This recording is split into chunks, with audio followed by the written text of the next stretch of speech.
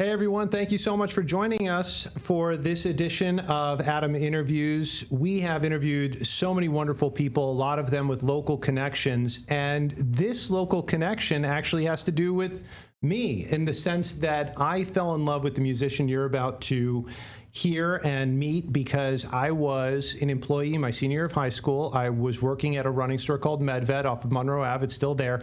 And the manager at the time, Craig Curtis, who is probably seething that I'm dropping his name, but he was the music man. So he controlled the music in the store, and it was going to college, basically, learning about all the rock and roll leading up from the 70s through the present. And one of his favorite artists at the time was Happy Chichester. And he was part of a band called Howlin' Maggie, and we all in the store kind of fell in love with the band. And I think we loved being on the inside track on this one because not many people across the country were big on it, like Pearl Jam at the time, but those who knew, and he has remained something of a legend within certain corners of the indie community.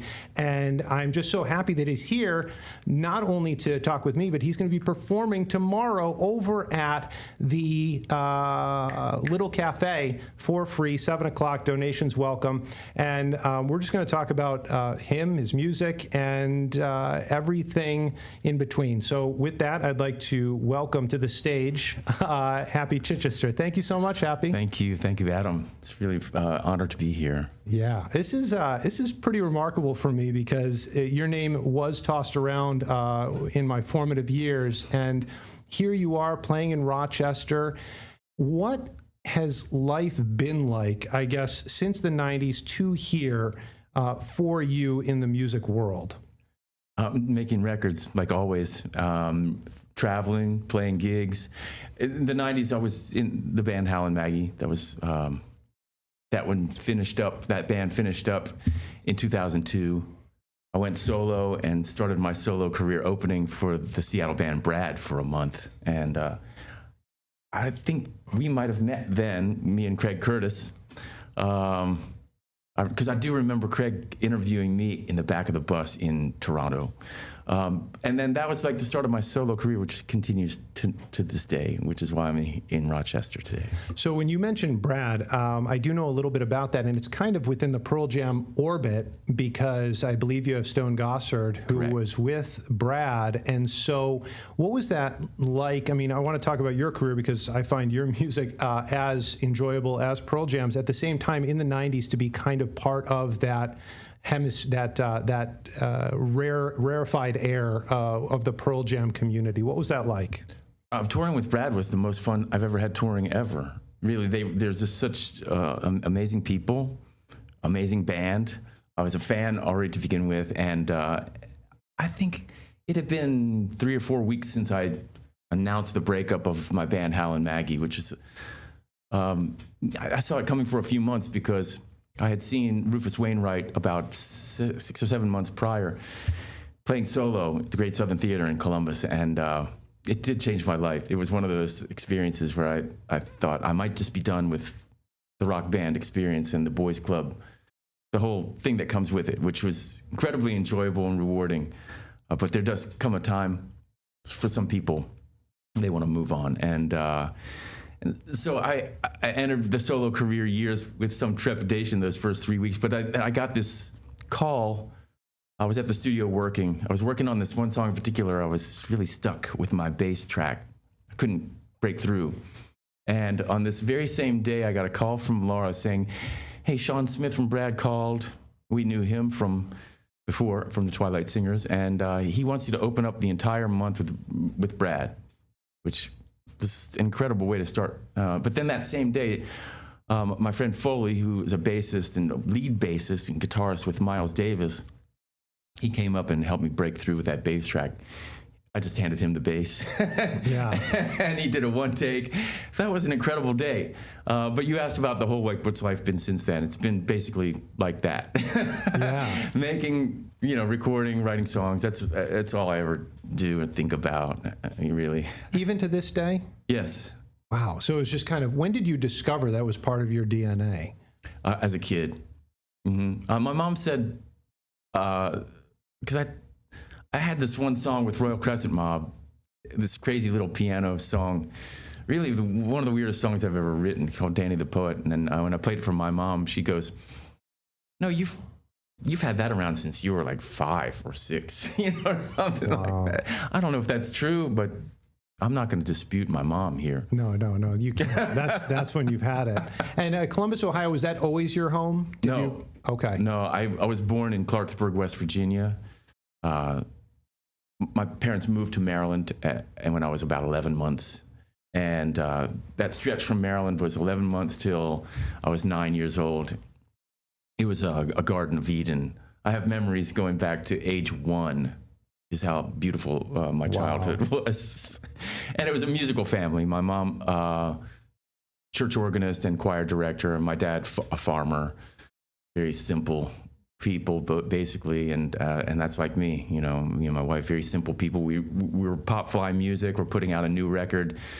Just had it mastered yesterday, finishing up the artwork yesterday, and now here we are in Rochester working it.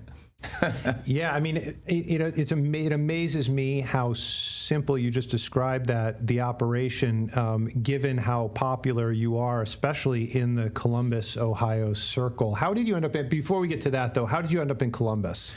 My dad moved from jobs. He's in the Agricultural Hall of Fame in Ohio. Actually, he's in the Dairy Shrine in Wisconsin as well. Wow, that's as impressive. A cattle breeder, and it was cows and farming that brought us to Columbus. Okay. Yeah. How was that? I mean, you've since made it kind of your home, right? I mean, it's truly your home at this point. Yes. I'm not crying because of emotion. It's facial neuropathy. But actually, I'm glad you mentioned that, Adam, because I love Ohio music, and when I was age 9 and we moved to Columbus, I hated it. I mean, it wasn't that I didn't like it; I really hated it. And but then within months of being in school there, they offered to start teaching me to play drums, which that sealed it. And ever since then, since age 9, Columbus, Ohio has been teaching me music. It still does. I play in this organization called Harmony Project now with just the most incredible people, amazing musicians, really people with serious track records. And I have to continually practice and work to keep up with these guys. They're world-class musicians, and they're still teaching me all about music in Columbus, Ohio. And I think what I find as impressive as anything about your talent is you play multiple instruments. Did you just get bored with one and you said, I got to go to 2? How did that happen? No, it was not boredom at all. It was an insatiable need to jam. And when I started hitting on things at home with the drums, I got into a lot of trouble. In fact, I got into a lot of trouble playing music, and writing songs always sort of associated with getting in trouble. And I would be trying to practice drums, and somebody in the house would put an end to it. And needing to jam, I'd move to the piano, and then somebody would put an end to that shortly, and then I would move to guitar. Yeah, and it just goes on and on like that. Do you have a favorite instrument? I love recording bass tracks. There's something when I'm playing bass, it just feels really... Yeah. It's like, I guess, what Zen people call your happy place or something. Interesting. I feel like that a lot but I feel like that a lot anyway when I'm playing music. And I play drums still, after I was able to get out of the house and establish a place where I could play drums, I could play a lot more. And I would definitely encourage anyone who's interested in playing drums to take it up, because the physical act of playing is so good for you. I think I've seen some studies saying that 20 minutes of drumming can boost your immune system. And I would experience in my hour-long nightly practices a kind of like runner's high at the end, clarity, a sense of I've cleansed off all the stuff of the day. And it also, drumming would open creative doors, especially musical ideas. I write a lot of songs based on the drums. It'll start there, The last full album I put out, there's a 7-piece, all orchestrated piece with no drums whatsoever that all started out as a drum Wow, beat that's interesting. and just evolved, and you keep adding and taking away, and next thing you know, it's a string septet. You know? Yeah, that's the first time I've really heard of that, because normally, I mean, yes, you hear about Sting famously writing songs based on the bass, but most people usually start with piano or guitar. I don't think I've ever heard a musician say that they've written a song based on a drum beat. It opens, just opens doors. I went to a drum clinic with Diamond Williams, the drummer from the Ohio Players. And I love that guy. I just love his playing. I love the Ohio Players. And when he would just sit down and play a beat, I would hear the rest of the band in my head. Because some drummers just have that, I don't know. It's some got it. Wow. We've been talking about drums since I got here tonight. No. I'm such a drum geek. I love that, though. And I love that the enthusiasm is still with you, because often people, after doing something a certain amount of time, no matter how much they loved it, it can be tough. I mean, it can turn into a job, and I love that you're still enthusiastic about it. Did you just allude to Bootsy Collins? Got a job for my baby. Why? You heard that song? I have now. It must have been deep within the recesses of my brain. Well, thank you for alluding to Bootsy. Yeah. One of the great Ohio bass players Oh, my of the whole goodness. world. A gift to the planet. Yeah, that is amazing. So is it true, I was reading that Dave Grohl from Foo Fighters offered you a job? Yeah. Yeah, he did. I think it was like in 1999, I guess, he called me up to ask if I would play at Woodstock with them, which they ended up not playing. And I guess we all dodged a bullet there, probably. Wow, yeah, that turned into mayhem. But he sent me a CD about coming and recording with them, and getting together with the band. But that wasn't the first time that Dave had called me. He would sometimes just call. The first time he called me, Laura, my wife, who also runs Popfly Music, she called up from downstairs and said, "Hey, Happy, Dave Grohl's calling you on the phone. He wanted to do an album with me and Frank Black of the Pixies." Wow. Black Francis Pixies era, and Louise Post from Veruca Salt. And we would each write 3 songs and then go in the studio for 2 weeks and do the whole album. And I said yes, but then that didn't happen. And then it didn't happen to get together with the Foo Fighters. And a few years ago, I was supposed to go to LA and work on some songs with Dave, and it didn't happen. And one of these days, I'm gonna, he's gonna call me, and it's gonna be for real. When he watches this interview tonight at 8 p.m. Yes. Yeah, because I think Dave is just a force of nature, music, like one of the greatest drummers in the world. When Nirvana played in Columbus, this small club called Stashes, there was an after-hours party at Royal Crescent Mob's sound man. Stay with me here. No, I'm right there with you. He had an after-hours after Nirvana had played, and the club's like a 200-seater. They were just then exploding. Not literally, figuratively. The Nevermind was just exploding. And Dave went to the party, and the next day, when the mob headed out on the trip, Monty was like, "Dave was asking about you. He really wanted to meet you." And I thought for sure he was yanking my chain, Right. I really wrote it off. I didn't believe him. I guess, I wanted to. But then I was out in Bremerton, Washington, playing this jam pack show with Afghan Wigs as a piano player. And Dave's wife came to me and asked me if she could take me along with her to meet Dave. And she told me, you won't believe what a fan he is. So every time I see Dave Grohl, he he gives me the fan treatment. My goodness. It's incredible. It's really cool, of course, but it's like the 23 hours and 20 minutes out of every day I'm just doing my thing, an ordinary Joe. But then a member of Nirvana and the Foo Fighters is a big fan, and I feel like, okay, my claim to rock stardom. Yeah, it is. I mean, I'm making my case here.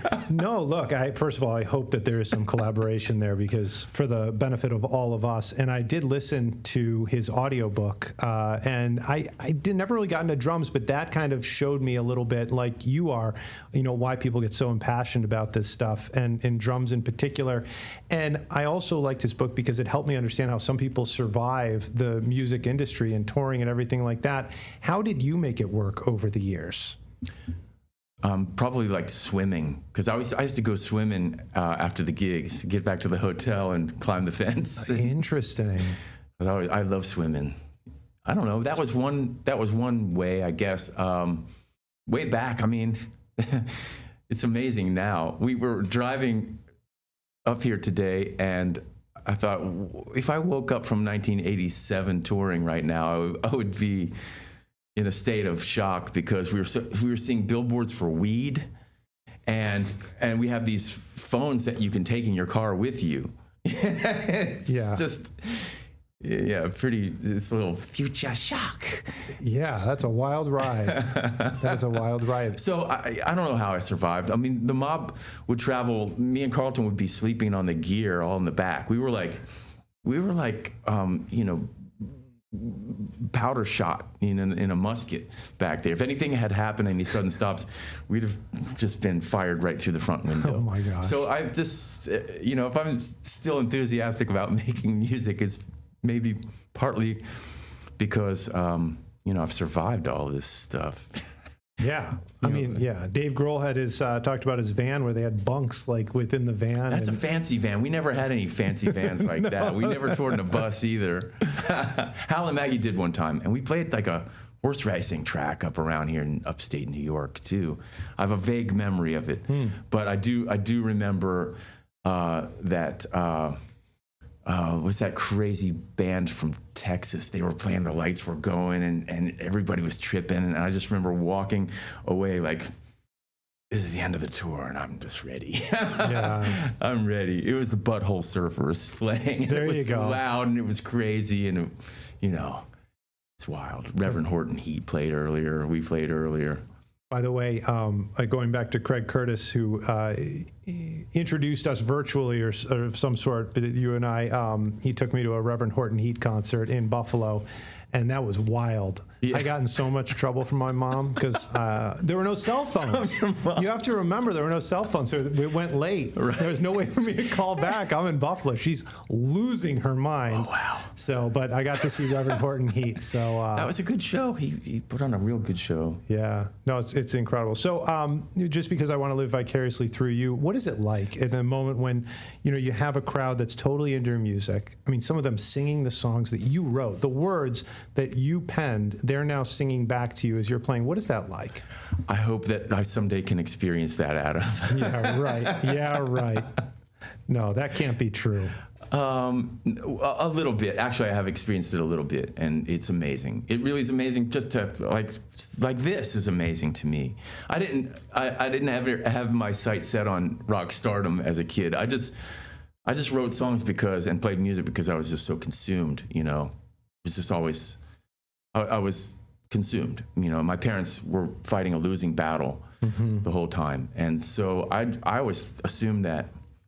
When I was 18, I thought, okay, if I could just make $150 a week playing music, it's all good, which I did when I auditioned for Ray Fuller and the Blues Rockers, and I was playing piano.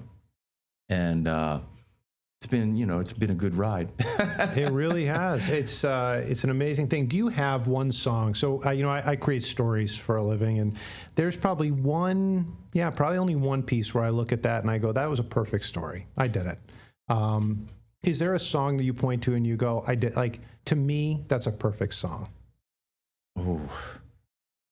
I don't know. I look at, there's the song, which is the elements, the words, the melodies, the chord changes and stuff.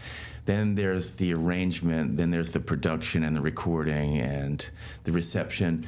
And I used to always test drive songs on the road before, it would give me insight because the audience always you always get a real clear sense of what's working.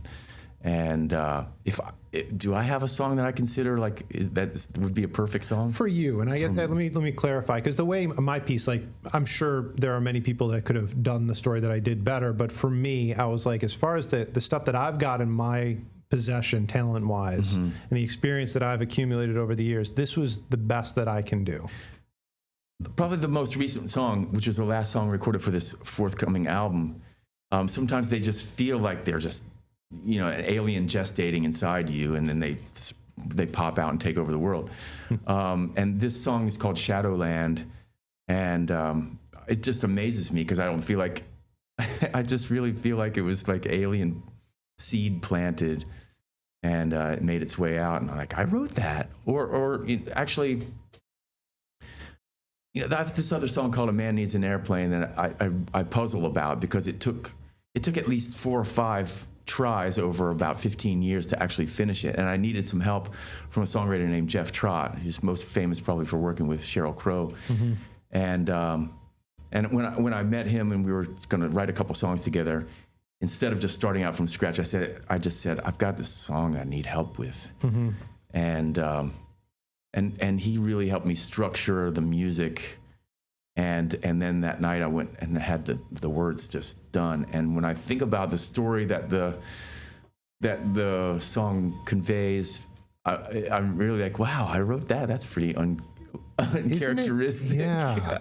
There's almost like a detachment maybe at some points, like, from it, where you're like, wow, that was me. Yeah, a great sense of wonder, which is also, I think, one of the great joys of songwriting or writing in general, because I like to write, daily also.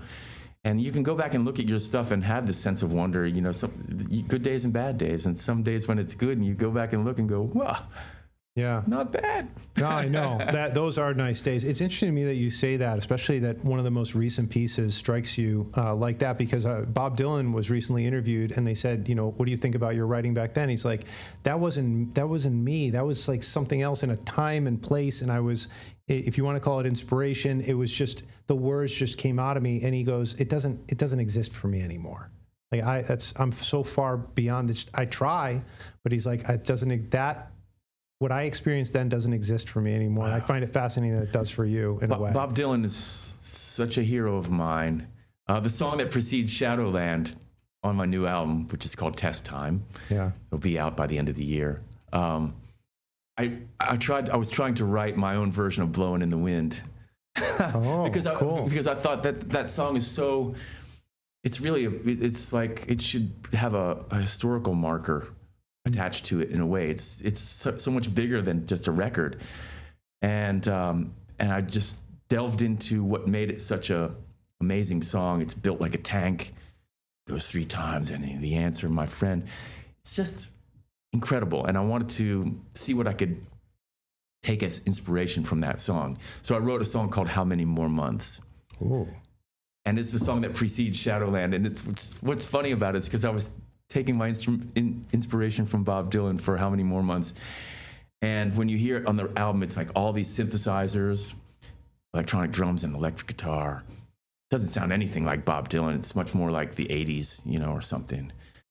But then Shadowland comes along, and it's that song that when I get up in front of a crowd, I can play it on the acoustic guitar, and it's so straightforward in that tradition of Woody Guthrie and Bob Dylan. And it's such an honest exchange between the audience and the artist in this day and age, especially when people are pushing the space bar and tracks are playing and they're dancing and all that stuff.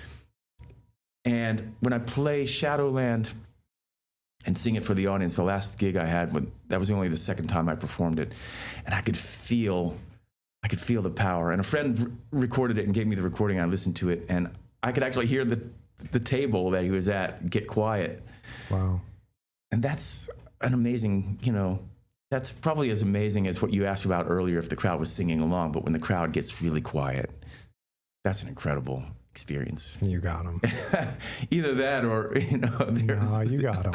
You got him. I love the thread, though, the folk thread between those 2 songs, even though you might not hear it initially. They're very much almost the same subject, but rendered completely differently. And Yeah. And where are people going to be able to find that album when it does come out? We have a Bandcamp page and a store through Bandcamp, and the stuff's available. There's some other announcements and things through that. That's the best I can tell you right now, because Pop Fly Music is mostly run by my wife, Laura, and she's constantly making things more and more excellent, and things are developing, and we work very closely. And I think that there may be more to that answer that I don't know about in the coming weeks. Okay. Yeah, but Well, keep an eye Bandcamp right on now it. is the most solid answer I can give you. I love that. And the thing is like a lot of your music, I don't think streams, correct? Correct. So what went into that decision for you? Well, I don't know if you call it a decision or just a default. But Laura and I, if we're selling records or CDs and I'm on the road, we can make X amount of income for our household. And then the streaming model, especially Spotify, I don't really want to give up my entire profit margin, to Daniel Ek and Joe Rogan. I'd rather just honestly hit the road, play some shows, sell some CDs. I don't need to be the most famous person in the world. I just need to bring in X amount of dollars per year. And I don't want to subsidize our tech overlords. That's part of it. I do have this like stubbornness. It's not healthy because I'm not going to change the game here. And that might change soon. We might just go ahead and say we want to stream because we want everybody to hear it. And music is a gift, and it should be free. You should give it away. But still, I need to pay bills. And I think the thing with the streaming services was we never had one, they never asked us, and two, they never offered us anything. I've never made a cent off the things that they do play. I think there's some Royal Crescent Mob things and some Hal and Maggie things. I have a friend, a former label mate from Sire Records. He sort of blasted emails to his or messages and social media to see if we can get this song up above 1 million streams, because they won't pay you a cent until you get 1 million streams. So they got it above 1 million streams, and they sent him a check for $8 or something like that. Come on. No, it's rigged, but it's like the rest of the economy too. It's rigged against everybody. It's not just musicians, It's everybody, needs to go out there and work hard and make their money. And I figured I'm going to do that anyway because I love doing it, and I love the interaction with the audience. And at a certain point, if you're making some money on doing that, and I'm just as happy to withhold my cut and not, it's sort of like you don't have to submit your music to these guys, fellow musicians. They're making all this money off of you, and they're not sharing it, And that's the story of the whole economy, though, I think. Well, I give you a lot of credit because I think a lot of musicians, they kind of play the counterculture figure, and sometimes the lifestyle doesn't match the words, so to speak. I know, but I don't want to talk about it in those terms. I'm scared to do that because we're likely to put this album out, in streaming services. No, I know. The way people want to hear music, and I don't begrudge anyone that. No, really, I don't. No, I can understand both. And if the music is a message, then you want people to hear it. That's it. Yeah, I want to share. Really. I know, but still, you've made it this far. I give you credit for that. So again, you're going to be playing tomorrow, 2 sets, 45 minutes apiece. What can people expect to hear? The first set's acoustic guitar. It's going to be, I guess, all my songs. I did come up with a cover. I forgot that I might play if it's feeling good, and people are way into it. Okay. I got this Lefty Frizzell cover that I've been doing, and then I'll immediately switch to piano without a break, and it'll probably be like 40 minutes guitar and then 40 minutes on piano, and it's like the guitars are going to be some songs. Because I'm a drummer and I write with drum beats and rhythm, it doesn't sound necessarily like a Bob Dylan or Woody Guthrie kind of thing or singer-songwriter thing, because I really my connection to music is jamming and a need to just jam. So by the time I switch to piano, I'm really, really ready to jam. And so everybody should have a really good time. I mean, it'll be worth it, the money that you pay, believe me. Yeah, right. Again, it is free. Donations recommended. I will be there. I'm very much looking forward to it. Oh, thank you. But this was the highlight. I can't thank you enough for sitting down, coming to the station and talking with me. No, the honor's all mine, Adam. Thank you. All right. Happy Chichester, which, by the way, I have to tell you is very hard to say for someone from Rochester. But Happy Chichester is playing tomorrow, 7 o'clock over at the Little Cafe. It's going to start at 7, 2 45-minute sets. I guarantee you that you are going to enjoy what you hear. And I hope you enjoyed this conversation, the conversations we've had so far. We've got some really good ones coming up next week as well. Thank you so much for your time, and I hope you have a great weekend. Take care.